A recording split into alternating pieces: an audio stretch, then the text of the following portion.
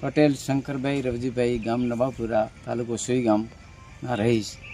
અમારા જે આ પાકની અંદર અમે મગફળી વાવેલી છે, છતાં ઉપરથી તમે એવું કહો છો કે મગફળી તમે સેટેલાઇટમાં નથી બતાવતી. આ મગફળીમાં હજી આજ 15-20 દડા થયા છે, આજ સુધી હજી પાણી અંદર અત્યારે છે, છતાં આ મગફળી દેખાવું પછી અંદર તો સડી ગઈ છે. એની પાસ પણ એટલી ખરાબ દુર્ગંધ આવે છે કે એની જે ફળ્યાથી કોવાડો થઈ ગયો છે.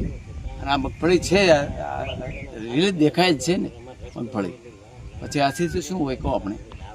સોઈગામ તાલુકામાં મોટા ભાગના ખેડૂતોએ મગફળી વાયેલી છે, એમનું પણ કેટલું નુકસાન હશે અંદાજિત? નુકસાન મગફળીની અંદર આ થોડી ઘણી ઉપર સાર વધે, બાકી એની અંદર દોણો તો નથી દેખાતો ને, દોણો છે એ અંદર હળી ગયો છે. તો એવું માની શકાય કે 100% મગફળી છે, દિવેલા છે, જુવાર છે, બાજરી છે, તમામ પાકોમાં નુકસાની હશે.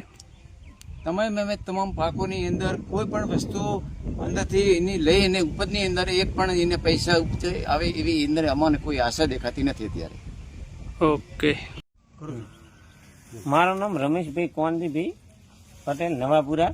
અમારા સેટેલાઇટમાં અમે મગફળી વાવલ છે, છતાં અમારી સેટેલાઇટમાં મગફળી નહીં બતાવતું, બરાબર ને પાકે આખો બળી ગયો છે મગફળીનો જુઓ. તો અમે સર્વે અમે ઓનલાઈન નોંધણી કરાવી લીધી, તો અમે મગફળી નોંધાવેલી છે તો અમારી મગફળી આવી જ નહીં. એમ આપ રાજ્ય સરકાર પાસે શું આશા રાખશો? રાજ્ય સરકાર પાસે કે અમારે જે આ નુકસાન થયું એનું સર્વે કરીને અમને નુકસાન અલવરાવે, ને બીજું વતામાં કે અમારી મગફળી જે બચી છે એ અમારી નોંધણી કરાયેલી, અમારી નોંધણી ઉડી જોઈએ, ગ્રામ સેવક પાસે લઈને અમારું આ નોંધણી કરાવે. એમ.